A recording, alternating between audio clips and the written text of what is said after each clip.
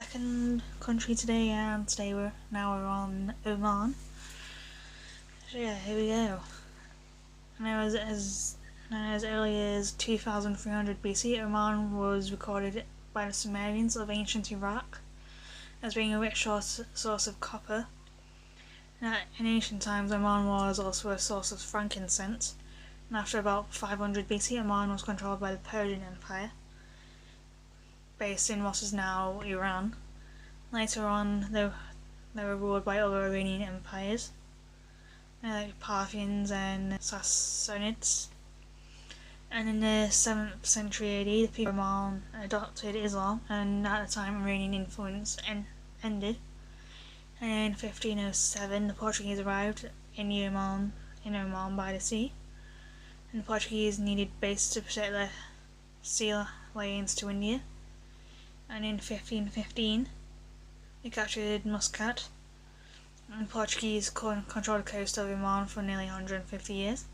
However, in 1650, the Omanis of the interior drove out the Portuguese. Meanwhile, in 1646, Oman signed a trade treaty with England, and in 1698, Oman captured Mombasa in Kenya and Zanzibar. And then in 1737, the Persians invaded Oman. However, the Omanis soon rallied, and in 1747, the Persians were driven out of Oman. Bless me.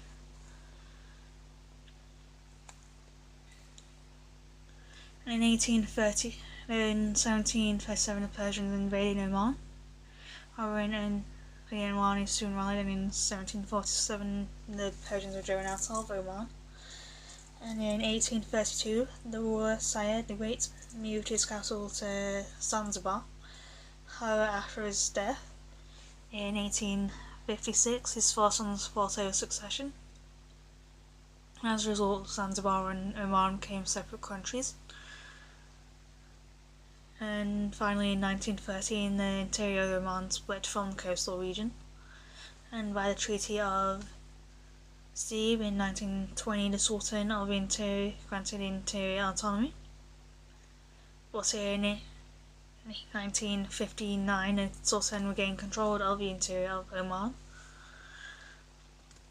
And in 1967, oil was exported from Oman for the first time, as the oil wealth transformed Oman from a poor country to a rich one.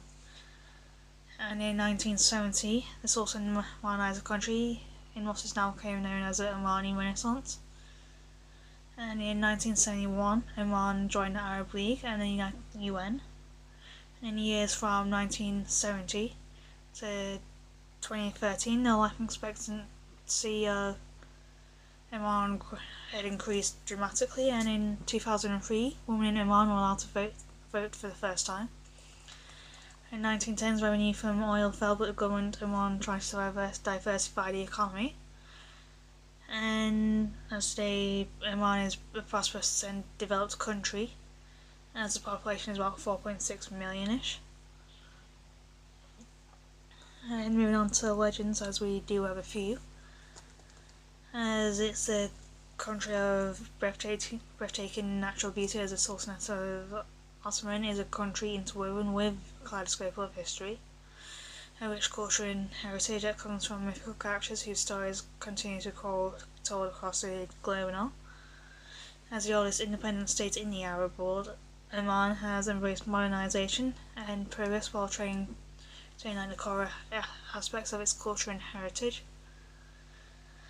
Along with lots of local myths and legends, whose stories are passed down generations, the two that are more well known across the globe is Sinbad the Sailor and the Queen of Sheba, and the Palace of the Queen of Sheba. And starting off with Sinbad and the tales of his many voyages continue to be told, watched and read in households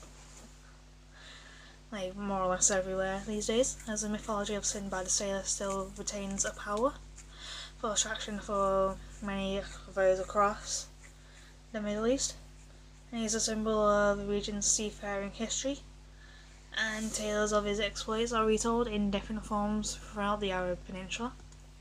As the relevance of Sinbad the Sailor mythology is a contemporary Middle Eastern culture, it is made evident by the number of places which claim him as one on their own. As one of those places is Suha in Oman, which is claimed as the birthplace of Sinbad the Sailor. The Suha was one of the ancient castle of Oman and was a immensely important maritime port from which trade embarked onwards to the Indian subcontinent and China. As Suha still retains the epithet gateway to China, and in recent years, as Oman's economy has grown, it has re-emerged as an important trading port for the Arab Peninsula and beyond. As Suha is the capital and largest city of Al Batina, northern governorate of Oman, an ancient capital of a country that has once served as an important Islamic port. Suha has also been credited as the mythological birthplace of Sinbad the Sailor. Sinbad himself is a mythical figure, is a composite of hero of legendary adventures, derived from the centuries of seafaring folklore and assorted travellers, tales derived from a wide variety of sources. As a British adventurer and maritime explorer, Tim Severin in 1979 wandered west coast of India, looking for a specific kind of rope. As Severin's search for good rope eventually led him to the Lakshadweep Islands along the Indian Ocean route, advanced during the early centuries of Islam by Arab merchants, as Arab ships, loosely referred to as dhows, were stitched to planks of very narrow long hulls woven together by a kind of coconut husk coir. And Severin had already voyaged across the Atlantic Ocean in an open boat, approximately the journey of a 6th century monk, and he wanted to captain a craft from Oman to China, bringing to life a legend of Sinbad the Sailor. And Severin's dhow was named Suha, from an Oman town where, according to some of the stories, Sinbad was born, inside 200 kilometres from Muscat in the northeastern port town of Sir, where the Suha was built. One day one can see a living piece of Oman's maritime history. Then there's the ancient palace of the Queen of Sheba. As Salaha might sound like a magician's command from the Arabian Nights, but in fact is a historic city in the south of Oman with tropical climate and good beaches, and located in the southern region of the country in the Darfur region. It's popularly known as the Frankincense Road, as also tells of the story of an ancient civilization, Samarkand city, and its reputed port, which history dates back to about 1000 BC, constituted a link between the Darfur and the other parts of the world, as known as Kaharari. Inscriptions discovered in the region spoke of a town called Samarkand, a port city in the region that is most likely today be known worldwide as the main source of frankincense. As legend states that these ruins also stands the remains of a palace that is said to have been home to the famed Queen of Sheba, an ostentatiously wealthy monarch, as she reputedly showed King Solomon with lavish gifts of frankincense. As the port is strategically built and its location paved the success of the frankincense trade route from Arabia to Jerusalem, to Alexandria, and even Rome.